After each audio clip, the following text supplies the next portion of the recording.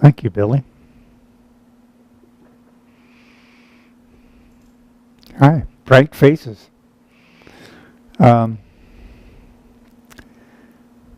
It's interesting. Yesterday I was asking, okay, what do we talk about this morning? And I was asking the same question this morning, and it's kind of quiet. So I was led to pick up this book, Unity: A Quest for Truth, and just talk about generally what's in the introduction here. And then I have some other things to do. But this is Eric Butterworth talking in the preface to the 1995 edition. There's been over 100,000 of these books printed. And it is an introduction to unity as part of the New Thought community. And it says here, we are living in changing times. Anybody agree? As far as we know, things are changing faster now than they've ever been. I was reading about the history of religion and why we are where we are today. And it's kind of fascinating how religion itself has changed, and it's changed more in the last 10, 20, 30 years than it has in the last 200 or 300 years. And some of the biggest growing churches in the United States today are not the traditional religions. Everybody know that? It's really kind of fascinating. So it says, we are living in changing times, and it behooves us all to return again and again to the cosmic laws of the orderly universe in which we live. So what are the cosmic laws? As a man thinketh in his heart, so is he. Thoughts are creative, and what you think is what you create. You are really an expression of God. There's an energy in the universe all around us that is attuned to our thinking, and we use it. We go back into the old ideas that the elements of the universe are earth, air, fire, and water, and then they added the ethers, which indicates that energy around us that's everywhere present at all times. I always go back into quantum physics also then and talk about dark energy, which is that energy that science has found is everywhere present. And they don't know what it is. They can't define it, so they call it... Well, as a matter of fact, it came from a very interesting story. The man that really started first postulating on it called it that GD dark energy. Is where it came from. So that's where the idea of the God particle came from, was from his expletive. So it's really fascinating. And so here we are today that the universal laws are still in effect. So it says, and the message come resounding back to us, you can change your life by altering your thoughts. Okay? It is so simple, of course, it is not easy. Anybody agree with that? In other words, we know, and it's been taught from time immemorial, that as you think, you create. And if you don't like what in your life, the only person to look at is yourself. Course in Miracles, Way of Mastery, we are responsible for what's in our life. I forget, 4, 5, 6 weeks ago, I tripped out here. And I tripped, and I tried to remember what I was thinking about, but would you agree? I could have called the problem was the stone or this or that, but there was a aberrant thought in my mind that created me tripping. Now, people don't like to internalize that, but if I don't like what's going on, I change my thinking. Very, very simple idea. And it's an idea that we incorporate from Jesus' teachings. Okay? You can change your life by altering your thoughts. It is so simple, of course, it is not easy. There is much unlearning to be done. Everybody ready for that one? There's much unlearning to be done. I'm trying to think how to phrase this, but somebody told me recently that in a conversation, somebody asked them, do you really believe this stuff?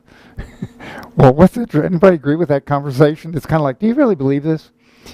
And does it matter whether you believe it or not? Because it's a universal law that's always true under all conditions. It's like I can say, well, the law of gravity doesn't exist, right? And what still occurs? I fell. So it's the law of gravity's fault. So we can run around and blame, but the laws are the laws are the laws. And there's no compromising in that. I know throughout my life I have often thought, well, she did that to me, or he did that to me, or they weren't fair to me in this organization, or or they got together and conspired against me. All those kind of things. It ain't true. The only thing that happens is from our thoughts, we create the circumstances and events in our life that play themselves out in our life. We even attract the jerks in our life to show us what we are. Okay? Yeah, we always want to project it someplace else. We always do. It's funny. It really is. And then we get angry at the person that's telling us that. It's really funny. It really is. Okay? So it says there is much unlearning to be done, but we can change. We can become fully functioning persons. And that's the reason I'm really glad to be involved in Unity. Now, Unity as an organization talks about the life of Jesus. That's a little bit of difference. If you go over to some of the other places in the New Thought organization, it is pretty scientifically fact-based, which is good. They have a great message.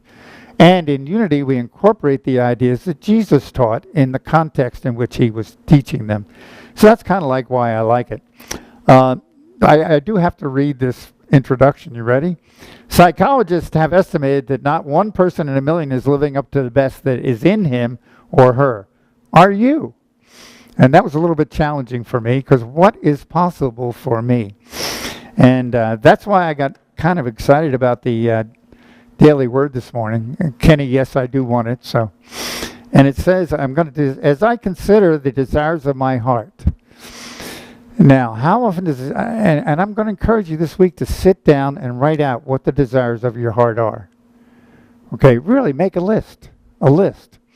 Here's what I'd really like to do. Okay, as I consider the desires of my heart, my goals and my dreams, I invite and allow the power and the presence of God to move me. Now, we've talked an awful lot about meditation. A lot of you folks are strong meditators and have been for years. And in meditation, we quiet and still, and there's a lot more of the meditation idea in our culture, and people are incorporating it. But in meditation, there's a conversation that takes place. I know for years I used meditation as a time to relax, okay? And a little while ago, I started realizing, well, when I'm in the quiet, I can ask Spirit, what should I do? How do I handle this? And you know what happened? I started getting answers. So I'm going to encourage you to start a two-way conversation during meditation. Because it says here, I invite and allow the power and presence of God to move me, heart, mind, and soul, in the direction of my highest good. So, what is my highest good? Anybody agree? A lot of us, the highest good for me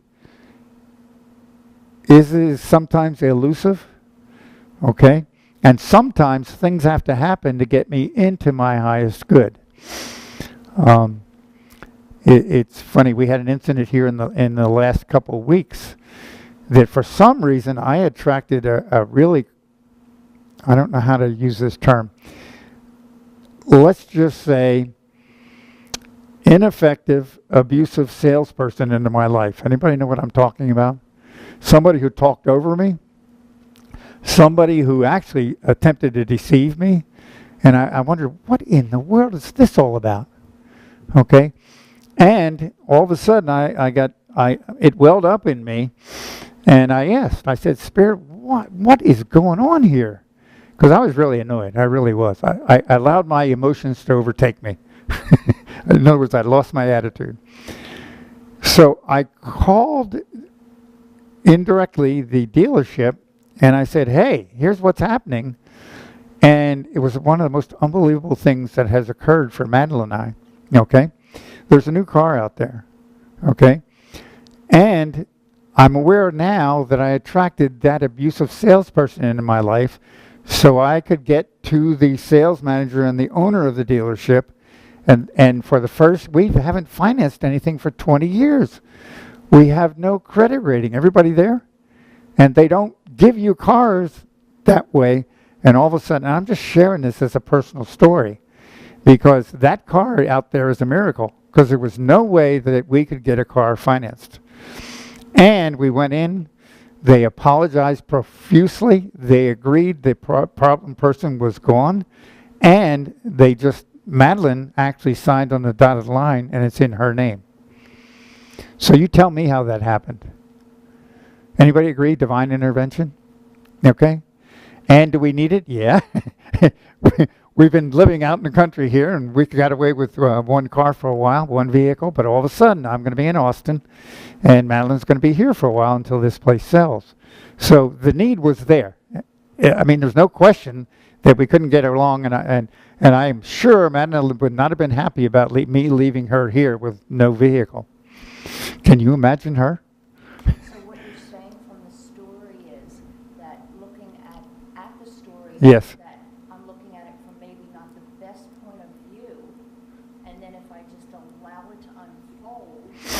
So the question is, how do I know what my highest good is? And a lot of times I don't, because I have to go through things to show me that I'm not on track to my highest good.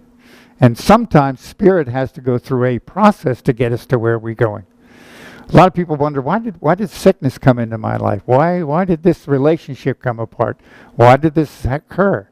Why did I attract a jerk into my life? And sometimes it's just showing us the path toward our highest good.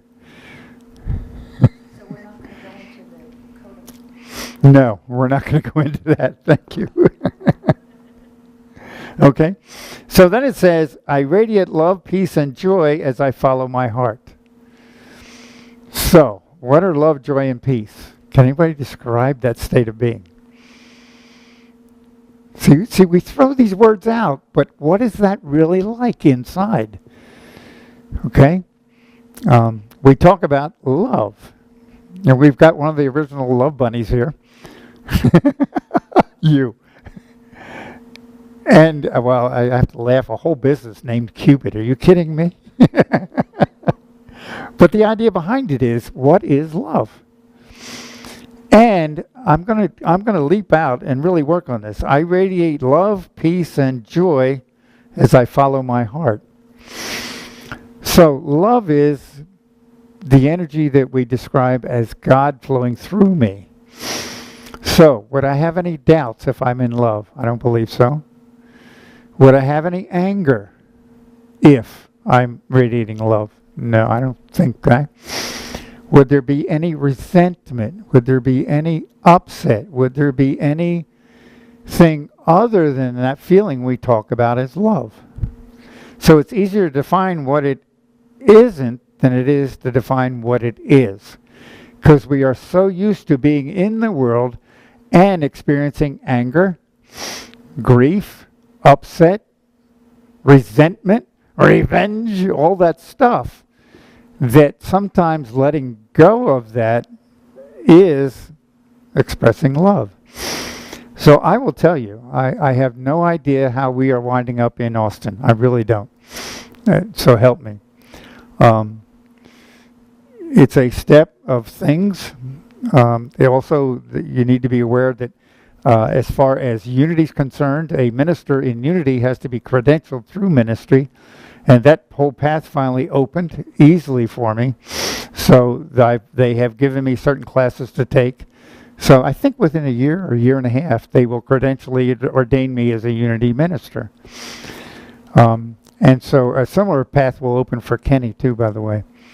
So that these things didn't occur until things, I guess, I opened up to them. So I'm asking you to take a look at your life. Where are you going? What are you doing? And expressing love is the whole issue. Course in Miracles talks about there's only two states of being, love or fear. And if I'm radiating love, peace, and joy as I follow my heart, what would my life be like? Okay? It really would be. And I still have the choice upon what I think. Now, are there times I get off track? Yes. Okay? Are there times I get upset? Yes. Are there times that I doubt what I believe? Yes. And at this point in time, I have no doubt whatsoever that you folks here will grow and prosper and do well. we honestly believe this place will finally sell in another month or a month and a half, 2 months. We seem to have a realtor that's going to knock the doors down to get it sold, I think. And probably upset half of us on the way, right? Because she is...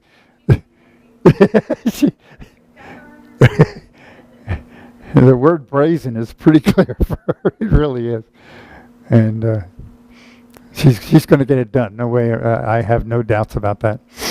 I also know that Kenny, with Kathy's help, will find a neat location. Anybody ever tried to find a location for people that live in McKinney and Sherman? There's no happy median. Right here? Well, you have a few people that don't want to stay in Van Alstyne, too. But I know divine guidance will occur, and that all of that will open with your support. Remember the word edification, that our job is to think only good of each other. And if I think any less of you, I'm actually tearing your energy down with my thoughts.